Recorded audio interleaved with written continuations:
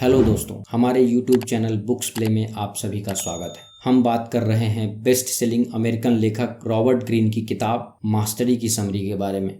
ये बुक हमें बताती है कि कैसे हम अपने अंदर की आवाज़ को सुनकर अपना एरिया ऑफ इंटरेस्ट चुन सकते हैं, उस फील्ड से जुड़े स्किल सीखने के लिए कैसे अपना मेंटर ढूंढ सकते हैं और पहले एक अच्छे स्टूडेंट की तरह सब सीख कर उसमें अपनी कल्पना शक्ति से कुछ नया कर मास्टरी हासिल कर सकते हैं। इसके साथ ही साथ ये भी बताया गया है कि कैसे हम इतिहास और वर्तमान के मास्टर्स से प्रेरणा लेकर अपनी राह को और आसान बना सकते हैं। तो अगर आप भी मास्टर बनने की राह पर चलना चाहते हैं तो इस वीडियो को एक बार जरूर देखें। दोस्तों, ये वीडियो का तीसरा पार्ट है। इस वीडियो के बाकी सभी पार्ट्स का लिंक नीचे डिस्क्रिप्शन में दे दिया हूँ। इस वीडियो को देखने के बाद आप बाकी पार्ट्स को जरूर देखें। तो चलिए शुरू करते हैं। Chapter 3, submit to reality, the ideal apprenticeship. वास्तविकता को प्रस्तुत करें, आदर्श शिक्षुता। दोस्तों, स्कूल और कॉलेज में हम जो शिक्षा लेते हैं वह किताबी शिक्षा होती है, जिससे हमें सर्टिफिकेट और डिग्री मिलती है। स्कूल और कॉलेज की पढ़ाई खत्म होने के बाद समय आता है प्रैक्टिकल शिक्षा ग्रहण करने का, जिसे ट्रेनिंग भी कहा जाता है, जो कि सफलता के लिए एक बहुत ही महत्वपूर्ण कदम होता है। हर बार जब आप अपना कैरियर बदलते हो तो आप इस चरण में नए सिरे से दाखिल होते हैं। नए कार्य क्षेत्र में जाने के बहुत से खतरे होते हैं, क्योंकि नए कार्य क्षेत्र में आपको सब कुछ शुरू से करना होता है और शुरू से सीखना होता है। अब सवाल यह उठता है कि सही काम का चुनाव कैसे किया जाए। इस सवाल का जवाब बहुत आसान है। आपको केवल उसी काम की ट्रेनिंग को चुनना है जिसमें आपको सबसे अधिक सीखने को मिले और जिस काम की मार्केट में अच्छी मांग हो। आगे लेखक कहते हैं कि आपका लक्ष्य रातों रात अमीर बनना या फेमस होना ना होके उस फील्ड की सभी छोटी मोटी बारीकियों को सीखना होना चाहिए। जब भी हम किसी नए काम को शुरू करते हैं या नई जॉब ज्वाइन करते हैं, हम चाहते हैं कि हमें ज़्यादा से ज़्यादा सैलरी मिले या हम ऊंची पोजीशन पे जाएं। लेकिन पैसा या पोजीशन से बढ़कर भी कई चीज़ें होती हैं, और वो है आपका एक्सपीरियंस। अगर आज आपने कम पैसों से कंप्रोमाइज़ कर ज़्यादा एक्सपीरियंस देने वाली जॉब को चुना तो कल यही एक्सपीरियंस आपको अपनी फील्ड का जाना माना मास्टर बना देगा और आप मनचाही सैलरी और पोजीशन प्राप्त कर सकते हैं। सभी सफल मास्टर्स ने ऐसा ही किया। अब बॉक्सर फ्रेडरिक रोच को ही ले लीजिए। उन्होंने एक बॉक्सिंग ऑर्गेनाइजेशन में अनपेड जॉब को चुना, लेकिन इस जॉब में उन्हें वो स्किल्स सीखने को मिले जिसने उन्हें एक महान बॉक्सर बना दिया। इसी तरह डार्विन ने मेडिकल स्कूल और चर्च में मिली अच्छी खासी जॉब को छोड़ के HMS बीगल में बिना सैलरी के नौकरी की। यहीं उन्हें पंछियों और पेड़ पौधों के बारे में करीब से जानने को मिला, जिससे प्रेरित होकर उन्होंने थ्योरी ऑफ इवोल्यूशन लिखा।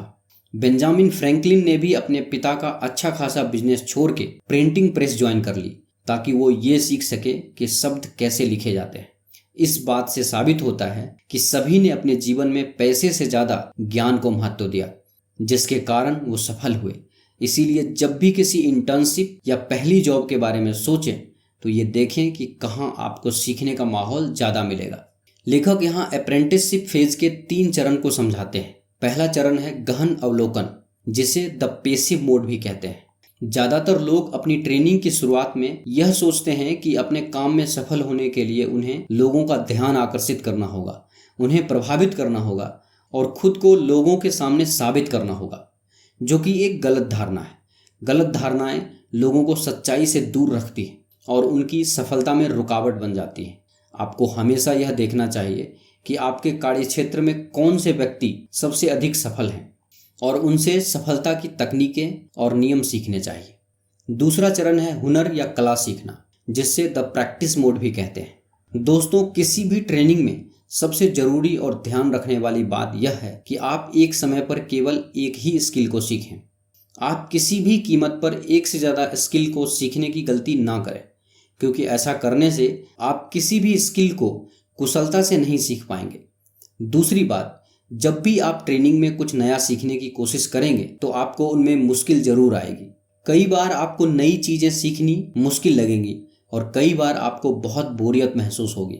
ज़्यादातर लोग ऐसे समय में सफल होने के शॉर्टकट ढूंढने लगते हैं और निरंतर प्रैक्टिस के महत्व को भूल जाते हैं। आपको इस बात का ध्यान रखना है कि आप अपनी स्किल्स को पूरी लगन से सीखें और शॉर्टकट की ओर भटकने से बचें। तीसरा चरण है एक्सपेरिमेंटेशन, जिसे द एक्टिव मोड भी कहते हैं। जब आप ट्रेनिंग में नई स्किल्स सीखते हैं तो उसके बाद समय आता है उन स्किल्स को अप्लाई करने का। आइडियल अप्रेंटिसशिप को पूरा करने की रणनीतियाँ। पैसे से ज़्यादा सीखने को महत्व दें। मशहूर वैज्ञानिक आइंस्टाइन अपने विचारों पर काम करने के लिए खास तौर पर अलग से समय निकालते थे। वह जो भी सोचते थे उस पर काम जरूर करते थे।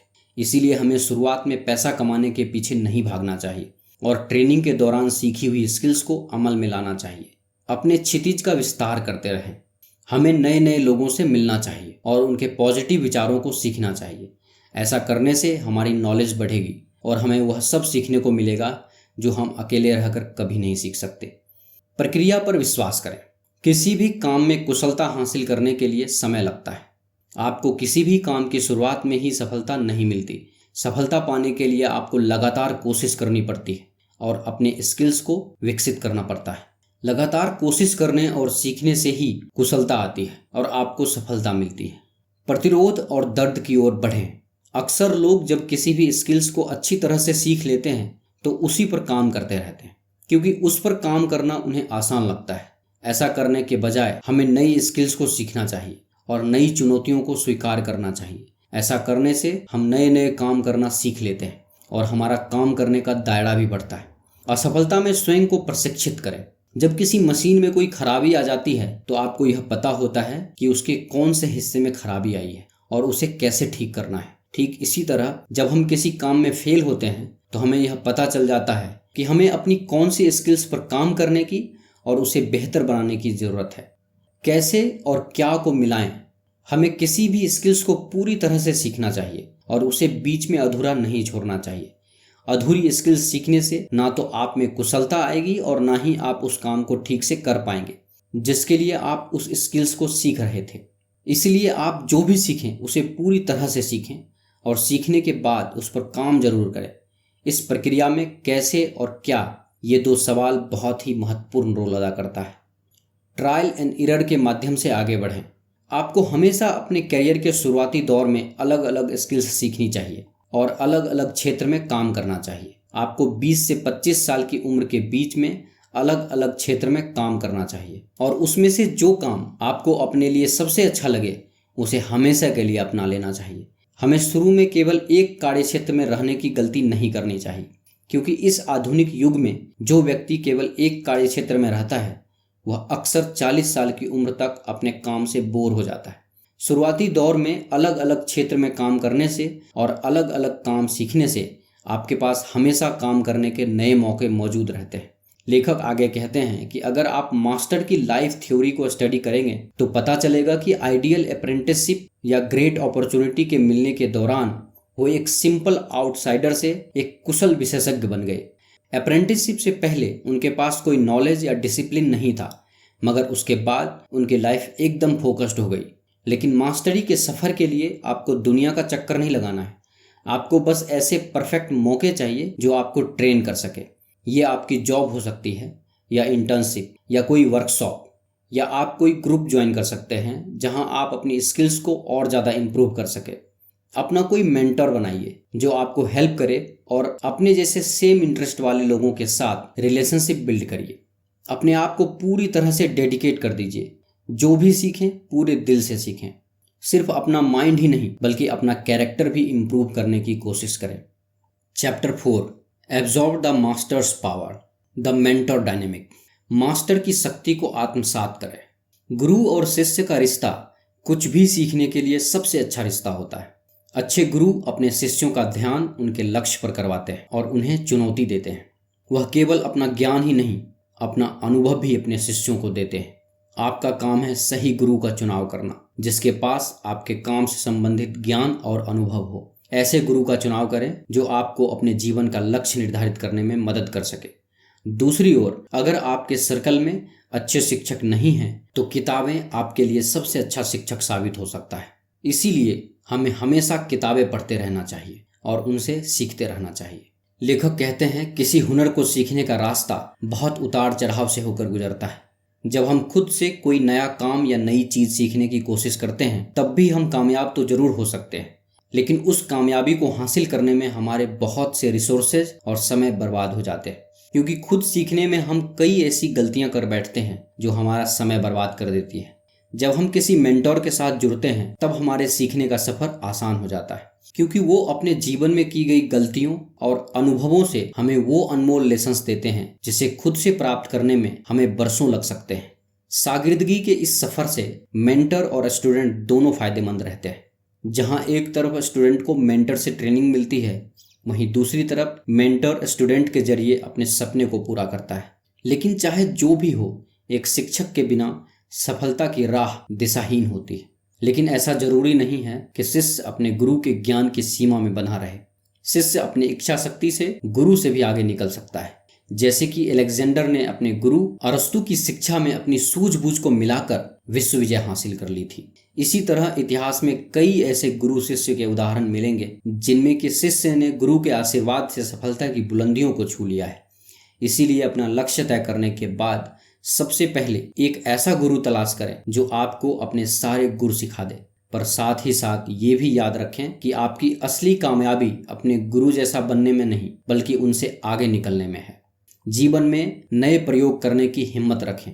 जैसा कि लेखक ने बताया कि हमारा लक्ष्य अपने मेंटोर से भी आगे निकलने का होना चाहिए, लेकिन सवाल ये उठता है कि वो कैसे होगा। तो इसका जवाब देते हुए लेखक कहते हैं कि अपने गुरु से सारे गुर सीखने के बाद आप अपने दिमाग की नसों को खोलें ताकि वो हर असंभव को संभव करने का तरीका खोज निकाले। अपने दिल और दिमाग को एक बच्चे जैसा सवालिया बना ले, वो बच्चा जिसके लिए कोई चीज़ नामुमकिन नहीं है, जो हर बात में सवाल पूछता है। क्योंकि जब हम बड़े हो जाते हैं, समाज और दुनियादारी के चक्कर में अपने अंदर के बच्चे को भुला देते हैं और बस अपने द्वारा बनाए हुए दायरे में सीमित हो जाते हैं। इस बात का सबसे बड़ा उदाहरण है पियानो वादक मोजार्ट। हुआ यूं कि एक दिन मोजार्ट के मन में आया कि वो रोज रोज सेट पैटर्न में पियानो बजाकर बोर हो गए और कुछ नया बजाना चाहते हैं। उन्होंने अपनी एक नई धुन बनाई और बड़ी ही दिलेरी से अपने सबसे बड़े शो में उसे पेश कर दिया। लोगों ने इस धुन को बहुत पसंद किया और आज भी वो पियानो की दुनिया के मास्टर माने जाते हैं। इसीलिए अपने अंदर के सभी डर किंतु परंतु को भुलाकर अपनी क्षमताओं को नई उड़ान भरने दें। मेंटर डायनेमिक को गहरा करने की रणनीतियाँ। पहला, अपनी आवश्यकताओं और रुचि के अनुसार एक गुरु या मेंटर चुनें। हमें अपनी ज़रूरतों के अनुसार अपने शिक्षक का चुनाव करना चाहिए। सही शिक्षक आपको सहारा देगा, आप में आत्मविश्वास जगाएगा और आपको सही दिशा दिखाएगा। आपको ऐसा शिक्षक ढूंढना होगा जो आपको वह सब दे सके जो आप पहले से ही पाना चाहते थे। दूसरा, गुरु के दर्पण में गहराई से देखें। शिक्षक आपको बताएगा कि आप अपने जीवन के कौन से हिस्सों में कमज़ोर रहे हैं। वह आपको आपकी गलतियां बताएगा, इसीलिए उसके द्वारा की जाने वाली आलोचना को स्वीकार करने के लिए तैयार रहें। शिक्षक द्वारा आलोचना करने से आपको अपनी गलतियों को सुधारने का मौका मिलेगा और आपका आत्मविश्वास बढ़ेगा। तीसरा, आगे और पीछे की गतिशीलता बनाएं। कई बार आपको यह समझ में नहीं आएगा कि आप क्या सीखना चाहते हैं। इसे समझने के लिए आपको एक बार अपने पीछे जाकर दोबारा से सोचना होगा कि आप अपने शिक्षक से क्या सीखना चाहते हैं। आप जो भी सीखना चाहते हैं वह आपको अपने शिक्षक को बताना होगा, ताकि वह आपको आपकी ज़रूरत के अनुसार आपको सभी स्किल्स सिखा सके जिनकी आपके कार्यक्षेत्र में ज़रूरत पड़ेगी। दोस्तों, आप देख रहे हैं रॉबर्ट ग्रीन द्वारा लिखी बुक मास्टरी की समरी। यह समरी आपको कैसी लगी, कृपया हमें नीचे कमेंट बॉक्स में कमेंट करके ज़रूर बताएं। अगर आपको यह समरी अच्छा लगा हो तो इसे अपने दोस्तों और फैमिली मेम्बर्स के साथ अवश्य शेयर करें और हमारे लेटेस्ट वीडियो को देखने के लिए हमारे YouTube चैनल बुक्स प्ले को सब्सक्राइब करें। धन्यवाद।